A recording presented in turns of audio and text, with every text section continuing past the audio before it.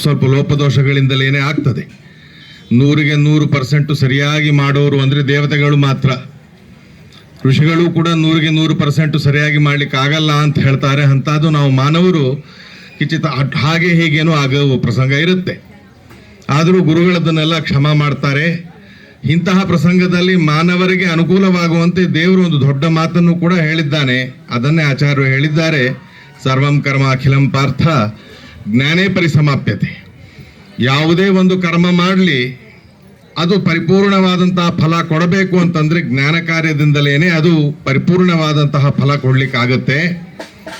ಹಾಗಿರುವಾಗ ವಿಶೇಷವಾದಂತಹ ಆರಾಧ್ಯರಾದಂತಹ ಕೃಷ್ಣ ದ್ವೈಪಾಯರ ಜೀವನ ಚರಿತ್ರದಲ್ಲಿದ್ದಂತಹ ಒಂದು ಸಣ್ಣ ಘಟ್ಟ ಮಾತ್ರ ನಾನು ಹೇಳ್ತೇನೆ. ಮನುಷ್ಯನ ಎಲ್ಲ ವ್ಯವಹಾರಗಳು ನಡಿಬೇಕು ಅಂತಂದಾಗ ಅದಕ್ಕೆ 3 ಬೇಕು. ಪ್ರಮಾಣ ಎಂಬುದು 3 ಥರ ಬೇಕು. ಒಂದು, ಕಣ್ಣಿಂದ ನೋಡಿದ್ದು ನಂಬ್ತಾನೆ. ಇಲ್ಲ, ಯಾರೇ ದೊಡ್ಡವರು ಒಳ್ಳೆಯವರು ರೆಕಾರ್ಡ್ಸು ಬರೆದಿದ್ದಂಥ ಆಗಮಶಾಸ್ತ್ರಗಳು ಪುರಾಣಗಳು ಅವುಗಳನ್ನು ನಂಬಲಿಕ್ಕಾಗತ್ತೆ. ಇವು ಎರಡರ ಬಲ ಇದ್ದಂತಹ ಒಂದು ಇನ್ಫರೆನ್ಸ್, ಊಹೆ, ಯುಕ್ತಿ ಅಂತಂತಾರೆ. ಹೀಗೆ ಮಳೆ ಬರ್ತಾ ಇದೆ ಅಂತ ಹೇಳಿ ಅವ್ರು ಏನೋ ಅದನ್ನು ಊಹೆ ಮಳೆ ಬಂದಿದ್ದು ನೋಡಿಲ್ಲ ಆ ಡಿಪಾರ್ಟ್ಮೆಂಟ್ ಅವರು, ಆದರೆ ಅದು ಬರುವುದಕ್ಕೆ ಏನೋ ಒಂದು ಕೆಲವೆಲ್ಲ ಕೆಲಸಗಳು ಮಾಡ್ತಾರೆ. ಅದರಿಂದ ಮಳೆ ಬರಲಿಕ್ಕೆ ಆಗತ್ತೆ ಅಂತ ಊಹೆ ಮಾಡ್ಲಿಕ್ಕೆ ಆಗತ್ತೆ. ಇನ್ಫರೆನ್ಸ್ ಅಂತಾರೆ ಅದನ್ನು, ಅನುಮಾನ ಅಂತ ನಾವು ಶಾಸ್ತ್ರೀಯವಾಗಿ ಅಂತೀವಿ. ಹೀಗಿರಬೇಕಾದ್ರೆ ಮೋಕ್ಷದ ಪ್ರಾಪ್ತಿ ಆಗುವುದಕ್ಕೆ 100,000 1,000 ಆಗಮಶಾಸ್ತ್ರಗಳ ಪ್ರಮಾಣವಿದ್ದರೂ ಕೂಡ ನಮ್ಮಂಥ ಅಲ್ಪರಿಗೆ ಪ್ರತ್ಯಕ್ಷ ಬಹಳ ಪ್ರಬಲವಾದಂತಹ ಪ್ರಮಾಣ ಅಂತ ಆಗ್ತದೆ. ಎಲ್ಲರೂ ಶಾಸ್ತ್ರ ಓದಲಿಕ್ಕೆ ಆಗದೆ ಇರಬಹುದು. ಹಾಗಿರಬೇಕಾದ್ರೆ ಆ ಶಾಸ್ತ್ರವನ್ನು ಓದಿ ಅನುಭವಾರೂಢ ಮಾಡಿಕೊಂಡಂತಹ ಮಹನೀಯರು ಯಾರಿದ್ದಾರೋ ಅವರು ನಮಗೆ ಆಪ್ತರು ಅಂತ ಆಗ್ತಾರೆ. ಹೇಗೆ ತಂದೆ ತಾಯಿ ಮಕ್ಕಳಿಗೆ ಆಪ್ತರಾಗ್ತಾರೋ, ಅವ್ರು ಹೇಳಿದಂಥ ಮಾತುಗಳನ್ನು ಮಕ್ಕಳು ಕೇಳಿ ಅದು ಹಿಂದೆ ಮುಂದೆ ಏನು ಆಲೋಚನೆ ಮಾಡೋ ಪ್ರಸಂಗ ಇರಲ್ಲ. ಹಿರಿಯರು ಹೇಳಿದ್ದಾರೆ ಕೇಳಬೇಕು. ಈ ರೀತಿಯಾದಂತಹ ಒಂದು ಭಾವನೆ ಏನು ಬರುತ್ತಲ್ಲ, ಅದು ಆಪ್ತ ಆದಂತಹ ವ್ಯಕ್ತಿಯ ವಿಷಯದಲ್ಲಿ ನಮಗೆ ಬರುವಂತಹದ್ದುಂಟು. ಹೀಗಿರುವಾಗ ಏನೋ ಮನೆ ಮಠ ಅಥವಾ ಲೌಕಿಕ ವ್ಯವಹಾರಗಳಲ್ಲಿ ತಂದೆ ತಾಯಿ ಹೇಳಿದ್ದು ಕೇಳಬಹುದು, ಅದಕ್ಕೆ ತಕ್ಕಂತೆ ನಡೆದುಕೊಳ್ಬಹುದು. ಆದರೆ ಅತೀಂದ್ರಿಯವಾದಂತಹ ಮೋಕ್ಷದ ಎಂಬ ಪುರುಷಾರ್ಥ ಇದು ಪ್ರಾಪ್ತವಾಗಬೇಕು ಅಂತಂದ್ರೆ ಆಗಮಶಾಸ್ತ್ರಗಳಿವೆ, ಆದರೆ ನಮಗೆ ಪ್ರತ್ಯಕ್ಷ ಪ್ರಮಾಣ ಬೇಕಲ್ಲ. ಹಾಗಂತ ಹೇಳಿ ಮೋಕ್ಷವನ್ನು ನೋಡ್ಲಿಕ್ಕೂ ಆಗುವುದಿಲ್ಲ.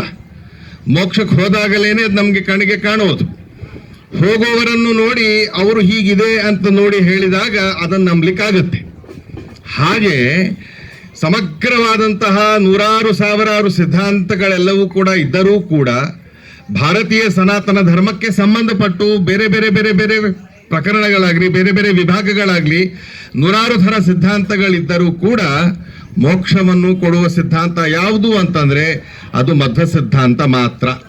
ಹೀಗೆ ದಾಸರ ಹಾಡು ಕೇಳಿದ್ರಲ್ಲ, ಮಧ್ವ ಮತದ ಪದ್ಧತಿಯನ್ನು ಬಿಟ್ಟು ಕೆಡಬೇಡಿ ಅಂತ ಹೇಳಿ. ಯಾಕಾಗಿ ಹೇಳಬೇಕು ಅಂತಂದ್ರೆ ಮಧ್ವಾಚಾರ್ಯ ಸಿದ್ಧಾಂತವೇ ನಮಗೆ ಮೋಕ್ಷದಾತೃ ಆಗತ್ತೆ ಹೊರತು ಬೇರೆ ಯಾವುದೂ ಕೂಡ ಕೊಡ್ಲಿಕ್ಕೆ ಸಾಧ್ಯವಾಗುವುದಿಲ್ಲ.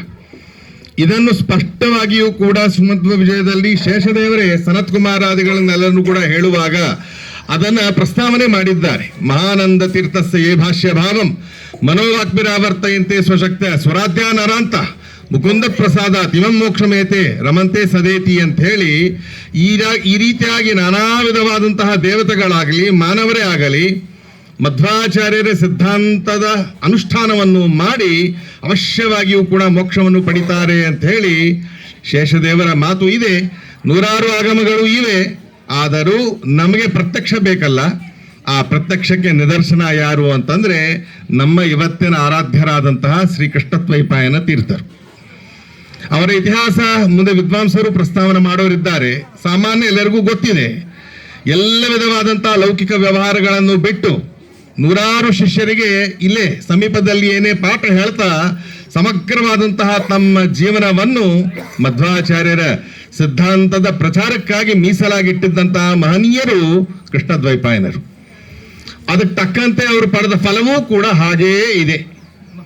ಅವರ ಕಾಲಕ್ಕೆ ತಕ್ಕಂತೆ ಪ್ರಾರಬ್ಧ ಎಲ್ಲ ಮುಗಿದ ನಂತರ ಪಂಚಭೌತಿಕವಾದಂತಹ ದೇಹದ ತ್ಯಾಗ ಮಾಡಿದ ಇವತ್ತಿನ ಪ್ರಸಂಗ, ಈ ದೇಹ ತ್ಯಾಗ ಮಾಡಿ ಮರುಕ್ಷಣದಲ್ಲಿಯೇನೆ ದಿವ್ಯವಾದಂತಹ ದೇವತೆಗಳ ದೇಹವನ್ನು ಧಾರಣ ಮಾಡಿ ಅವರು ಇಲ್ಲಿಂದ ನೇರವಾಗಿ ವೈಕುಂಠಕ್ಕೆ ಹೋಗಿದ್ದಾರೆ. ನೋಡಿ ಹೇಗಿದೆ, ಎಂತಹ ದೊಡ್ಡ ಕ್ಷೇತ್ರ. ಕುಸುಮೂರ್ತಿ ಅಂತಂದ್ರೆ ಸಾಮಾನ್ಯ ಅಲ್ಲ. ಭೀಮಾ ತೀರ, ದಕ್ಷಿಣ ವಾಹಿನಿ ಭೀಮಾ ತೀರ ದೊಡ್ಡ ಕ್ಷೇತ್ರ. ಸ್ವಯಂ ಕೃಷ್ಣದ್ವೈಪಾಯನರು ಸಿದ್ಧಿ ಪಡೆದಂತಹ ಕ್ಷೇತ್ರ. ಇಲ್ಲೇ ಇದ್ದುಕೊಂಡು ಪಾಠ ಪ್ರವಚನವನ್ನೆಲ್ಲ ಮಾಡಿ ಮಧ್ವಾಚಾರ್ಯರ ಅನುಗ್ರಹದಿಂದ, ದೇವರ ಅನುಗ್ರಹದಿಂದ ಇಲ್ಲಿಂದೇ ಡೈರೆಕ್ಟ್ ವೈಕುಂಠ ಲೋಕಕ್ಕೆ ಅವರು ಹೋಗಿದ್ದಾರೆ. ನಾವ್ಯಾರು ನೋಡಿಲ್ಲಲ್ಲ ಅಂತಂದ್ರೆ, ನಾವು ನೋಡದೇ ಇದ್ರೂ ಕೂಡ ನೋಡಿದ್ದಂತಹ ಮಹಾನುಭಾವರಿದ್ದಾರೆ. ಎಲ್ಲರಿಗೂ ಪ್ರಸಿದ್ಧರಾದಂತಹ ಮಂತ್ರಾಲಯ ಪ್ರಭುಗಳು ಅಂತ ಹೇಳಿ ನಾವು ಕರಿತೀವಿ. ಕಲ್ಪವೃಕ್ಷ ಅಂತ ಏನ್ ಕರಿತೀವಿ, ಕಾಮಧೇನು ಅಂತ ಏನ್ ಕರಿತೀವಿ, ಅಂತಹ ರಾಘವೇಂದ್ರ ಸ್ವಾಮಿಗಳು ಎಲ್ಲರಿಗೂ ಕೂಡ ಅವರು ಅವಶ್ಯವಾಗಿ ಪ್ರತಿಯೊಬ್ಬ ಮಾಧ್ವ ಅವರ ಸ್ಮರಣೆ ಮಾಡಲೇಬೇಕು. ಬ್ರಾಹ್ಮಣರು ವಿದ್ವಾಂಸರೇ ಆಗ್ಲಿ, ಬೇರೆಯವರೇ ಆಗ್ಲಿ, ಯಾವುದೇ ಶ್ಲೋಕ ಬರದೇ ಇದ್ರು ಚಿಕ್ಕ ಮಕ್ಕಳಿಗೆ ಮೊದಲಿಗೆ ಕಲಿಸುವ ಶ್ಲೋಕ ಪೂಜ್ಯಾಯ ರಾಘವೇಂದ್ರಾಯನೇ. ಅಂತಹ ಮಹಾನುಭಾವರಾದಂತಹ ರಾಯರು ತಾವಿದ್ದ ಪ್ರದೇಶದಲ್ಲಿ ಪಾಠ ಪ್ರವಚನ ಮಾಡುವಾಗ ಇವರಿಗೆ ಇಲ್ಲಿಂದ ವೈಕುಂಠ ಲೋಕಕ್ಕೆ ವಿಮಾನ ಎಂಬುದು ಪ್ರಾಪ್ತವಾದಾಗ ಇವರು ದಾರಿಯಲ್ಲಿ ಹೋಗ್ತಾ ಇದ್ದಾರೆ. ಕೃಷ್ಣದ್ವೈಪಾಯನರು ವೈಕುಂಠ ಲೋಕಕ್ಕೆ ದಾರಿಯಲ್ಲಿ ಹೋಗ್ತಾ ಇದ್ದಾರೆ, ಆ ಹಾದಿಯಲ್ಲಿ ಹೋಗ್ತಾ ಇದ್ದಾರೆ. ಹಾಗಿರುವಾಗ ಅಂತಹ ದಿವ್ಯವಾದಂತಹ ದೃಶ್ಯ ಮಂತ್ರಾಲಯ ಪ್ರಭುಗಳಿಗೆ ಕಾಣಿಸಿದೆ. ರಾಯರು ಅದನ್ನು ನೋಡಿದ್ದಾರೆ, ಬಹಳ ಸಂತೋಷ ಪಟ್ಟಿದ್ದಾರೆ. ಸಂತೋಷಪಟ್ಟು ಮುಂದೆ ಶಿಷ್ಯರೆಲ್ಲ ಕೂತಿದ್ದಾರೆ, ಪಾಠ ಹೇಳುವಂತಹ ಮಹನೀಯರು ಶಿಷ್ಯರು ಕೂತಿದ್ದಾರೆ. ಇದ್ದಕ್ಕಿದ್ದಂಗೆ ನಿಂತು ಆ ಮಹಾನುಭಾವರ ಮೇಲೆ, ಅಂದ್ರೆ ಮೇಲೆ ಕಾಣುವಂತಹ ದೃಶ್ಯವನ್ನು ನೋಡ್ತಾ ಹೀಗೆ ಅಂತ ಹೇಳಿ 3 ಬಾರಿ ಪ್ರಶ್ನೆ ಕೇಳಿದ್ದಂತೆ ಅವರು ತಮ್ಮ ದೇಹದ ಒಂದು ಭಾವವನ್ನು ತೋರಿಸಿದ್ರು. ಹಾಗಿರಬೇಕಾದ್ರೆ ಮೇಲಿಂದ ಒಬ್ರು ಅದಕ್ಕೆ ಉತ್ತರ ಕೊಟ್ಟಿದ್ದಾರೆ, ಕೃಷ್ಣದ್ವೈಪಾಯನರು ಹೀಗೆ ಅಂತೇಳಿ. ಅದನ್ನ ಕನ್ಫರ್ಮ್ ಮಾಡ್ಕೋಬೇಕಲ್ಲ, ನಾ ಸರಿಯಾಗಿ ತಿಳಿದೀನಿ ಅಂತೇಳಿ. ಅದಕ್ಕೆ ಅವರು ಹೀಗೆ ಅಂತ ಅಂದ್ರು. ಮಧ್ವಾಚಾರ್ಯರ ಸಿದ್ಧಾಂತದಲ್ಲಿ ಹೀಗಿದೆ. ಈ ದ್ವೈತ ಸಿದ್ಧಾಂತವನ್ನು ಸೂಚನೆ ಮಾಡುವಂತಹ ಆ ಭಾವ, ಅದು ಆ ಭಂಗಿಮ, ಆ ರೀತಿಯಾದಂತಹ ಒಂದು ಮಧ್ವಾಚಾರ್ಯರ ಸಿದ್ಧಾಂತವನ್ನು ನಾವು ಕೇಳ್ತೇವೆ.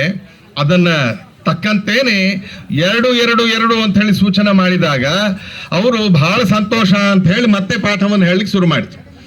ಮಧ್ಯದಲ್ಲಿ ಏನೋ ಹೊಸದು ನಡೀತು ಅಂತಂದಾಗ ಎದುರಿಗೆ ಕೂತವರಿಗೆ ಅದನ್ನ ಜಿಜ್ಞಾಸ ತೀರಿಸಿಕೊಳ್ಳದೆ ಶಾಂತಿ ಸಿಗಲ್ಲ.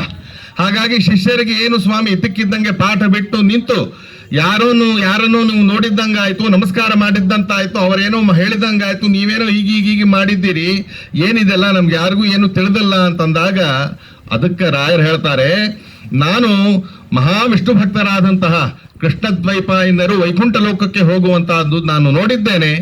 ನೀವು ಹೊರಡ್ತಾ ಇದ್ದೇನೆ, ನಾನ್ಯಾವಾಗ ಬರಬೇಕು ಅಂತ ಕೇಳಿದಾಗ ನನ್ನ ಕಾಲವನ್ನು ಕೂಡ ಅವರು ಸೂಚಿಸಿದ್ದಾರೆ. ಹೀಗೆ ಅಂತ 3 ಬಾರಿ ಮಾಡಿದ್ದಾರೆ. 3 ಬಾರಿ ಮಾಡಿದ್ದಾರೆ ಅಂತಂದ್ರೆ ಏನದು, ಅಂದ್ರೆ ಇವತ್ತಿನ ಆ ಕಾಲಮಾನದಲ್ಲಿ ಇವತ್ತಿನ ದಿನ ಪ್ರಾರಂಭ ಮಾಡಿಕೊಂಡು 2 ವರ್ಷ 2 ತಿಂಗಳು 2 ದಿವಸ. ಆ ಕಾಲಮಾನ ಬೇರೆ, ಆ ಏಡಿ ಬೇರೆ, ಈ ಏಡಿ ಬೇರೆ, ಆ ಸಂವತ್ಸರ ಬೇರೆ, ಈ ಸಂವತ್ಸರ ಬೇರೆ. ಅದರ ಲೆಕ್ಕ ನಮ್ಗೆ ಸಿಗದೆ ಇರಬಹುದು, ಆದರೆ ತಿಂಗಳು ಮತ್ತು ತಿಥಿಗಳ ಲೆಕ್ಕ ಮಾತ್ರ ಅವಶ್ಯವಾಗಿ ಸಿಗುತ್ತೆ. ಪಂಚಾಂಗವನ್ನು ನೋಡಿದ್ರೆ ಇವತ್ತಿನ ದಿವಸದಿಂದ ಪ್ರಾರಂಭ ಮಾಡಿಕೊಂಡು ಸರಿಯಾಗಿ 2 ತಿಂಗಳಕ್ಕೆ